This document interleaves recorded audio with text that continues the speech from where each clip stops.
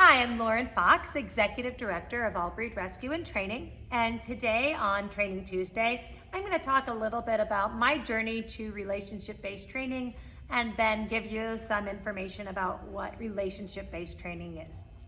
So, like a lot of trainers, when I first started with my first dog, Obsidian, I really didn't have any idea about training. I just knew that I had a young pit bull and that he liked to work, and I really liked to take him out and show people how awesome pit bulls were. So I started doing training with him at the local club, and actually I was working for a vet at the time, and I was very excited when I first got Obsidian because he was an adorable puppy. And so I went to my vet that I was working for at the time, and I said, "Look, Dr. Smith, look what I got." And I showed him Obsidian, and Dr. Smith looked at me and said, "That's a pit bull." And I said, "Yeah, I know." And then he proceeded to tell me that Obsidian was a ticking time bomb, and he probably would turn and attack me at any moment, and I needed to get him into training. So that I was like, oh my gosh, what have I done? So I took Obsidian down to the local obedience club. This was in Tallahassee, Florida. And the instructor there looked at me and said, "You know that's a pit bull, right?" And I was like, "Yes, I've been told." And so he said, "Well, we got to get him to training right away." Obsidian was 12 weeks old when I got him into training. And on his very first day of school, his instructor fit him with his first choke chain. And I then enrolled Obsidian in his obedience class, and I taught him how to sit by pulling up on the chain and pushing down on his butt. I taught him how to lay down by stepping on the leash until it forced him to lay down, and the only reward was the release of pressure on his neck. I taught him how to walk nicely on a leash by correcting him every time he stepped out of this certain area. I taught him to stay by telling him a word that he didn't know or understand, and when he moved towards me because he wanted to come to me, I leash corrected him and told him no. And I taught him how to come when called by leash correcting him towards me and then forcing him into a sit. And that was my first training with him. And that's all I knew about dog training, so I didn't think anything of it. And at the end of our first 8 weeks, Obsidian was now 5 months old, and my instructor said to me, "You're really good at this. Your correction timing is really good. You should do competition obedience." Right? And I was like 20 years old, and I was like, I'm good at something. I should do competition obedience. And so at 5 months of age, Obsidian and I went to our first competition obedience class. And the biggest difference between like family obedience and competition obedience was that the corrections came much faster, much harder, and with very little room for any kind of mistakes. And so I did another 8 weeks of competition obedience with Obsidian. And we entered our first obedience competition.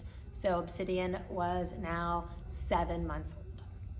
And at 7 months old, we went out and we showed in southern Georgia on a Saturday and a Sunday, and he got his first 2 legs towards his CD, towards his obedience, AKC obedience title. And I was very proud of myself, and I was like, look, I got this. These 2 legs, they didn't have great scores, but they were passing scores. And so I was like, we're gonna go out and we're gonna compete again. We're gonna get our title that next weekend. And so we went to a show the following weekend, and we were in the middle of the ring, and we had done the beginning exercises, and Obsidian was doing well, as he normally does. And at the end of a competition obedience exercise, there's the recall. And what that looks like is you put your dog in a wait or a stay, you walk across the ring, you turn, you can give them one cue or one command at the time to come to you, and when they come to you, they sit in front of you, and then they have to return to heel position. So I told Obsidian to stay, and I walked across the ring, and I turned to look at him. And at that time, I was using hand signals because I thought hand signals were really cool. And so my hand signal for come when called was this.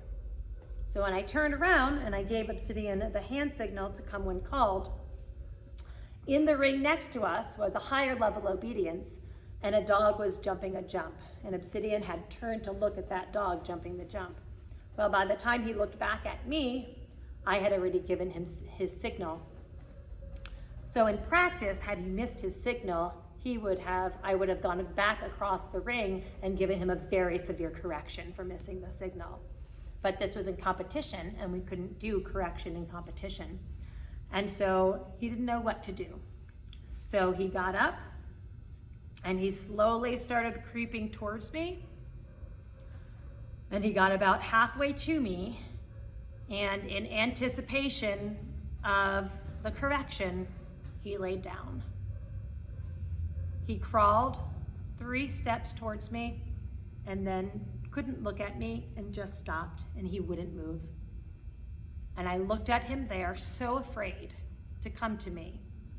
And I thought, there's gotta be a better way to train dogs.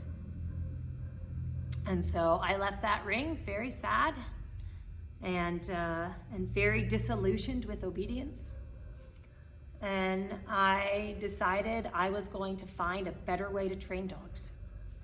And so this was 1995.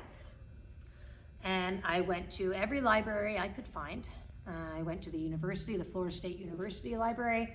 I went to the Capitol Library, and I could find no resource for dog training that did not include coercion, correction, physical punishment, except I found one article.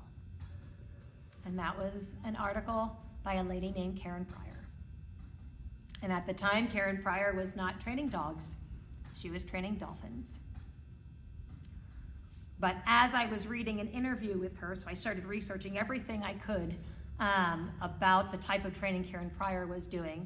And I was reading an interview, and it said, I do not understand why dog trainers use correction and physical punishment on dogs. I can train killer whales to allow me to ride on their back. I can train dolphins to listen to cues given halfway across an aquarium without ever using correction, right? I can't put a choke chain on a killer whale. If I do, they would drag me to the bottom of the tank and kill me, right? And so if I don't have to use correction on killer whales or dolphins or any of the sea mammals that I work with who could easily injure me, why in the world would you ever use it on a dog? Just because you can doesn't make it right. And so I took that information and I left Tallahassee, Florida at the time. I was moving, and I moved to Colorado Springs. And I decided I was never going to do obedience again. But there was a new sport, a brand new sport that had just started in 1997 here in the States, and it was agility. And what was awesome about agility is that they wouldn't allow you to use choke chains on your dog, because when they originally did allow that, the chains would get caught on equipment and hang the dogs. So they banned choke chains in agility. So I was like, yes, I want to do the sport in which we can't use choke chains. And so I started doing agility with Obsidian, and he literally turned into a different dog. When the possibility of correction went away, what people used to call him when he was younger, we would call him Eeyore, because he would be like, don't mind me, I'm just here. And as soon as he realized that he was safe in learning, and he could make mistakes and nothing bad would happen to him, my Eeyore pit bull turned into Tigger. And we started doing agility training, and he loved it so much. And so in November of 1997, we entered our first agility competition. And that day, this was down in Pueblo, and in that day, they were also offering obedience. And remember, we had 2 legs towards our CD, but you needed 3 to get the title. And me being the competitive person that I am, I really wanted to get that obedience title. So I looked at Obsidian and I said, we're gonna do obedience one more time. And if you get your obedience title today, we will never do obedience again, and we will do agility for the rest of your life. So we went down there to Pueblo. We were the only dog that day that did not have a choke chain on them.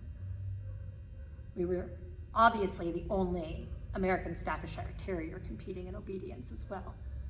And we went down, no choke chain, just a flat buckle collar. We went through those obedience exercises. We got a score of 98, which was our best score ever. We got our CD, our obedience title, and I never put that dog in an obedience ring ever again. We did agility for the rest of his life. He was the first pit bull to compete in agility in the state of Colorado and number 10 in the country. And he is the reason why I am so passionate about relationship-based training.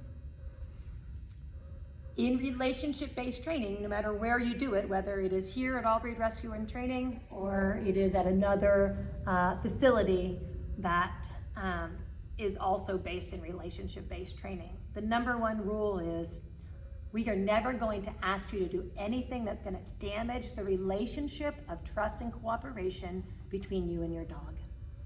And that's how you know if, is what I'm doing relationship-based training. If it doesn't damage that relationship, then you're within the confines of relationship-based training. And I don't know about you, but the whole reason I have dogs is because of that amazing relationship. And I don't know why you would want to do training that would damage that trust and cooperation. And so that is why myself and the whole organization is so passionate about relationship-based training, because all of the things that we can accomplish with our dogs, we can do without damage, both emotional and physical damage. So that's a little bit about relationship-based training and kind of how I got to it and how the organization then got to be so passionate about relationship-based training. If you have questions about relationship-based training, you certainly can put them in the comments, and we'd be happy to answer them. And I think that is the main message I wanted to get to you today.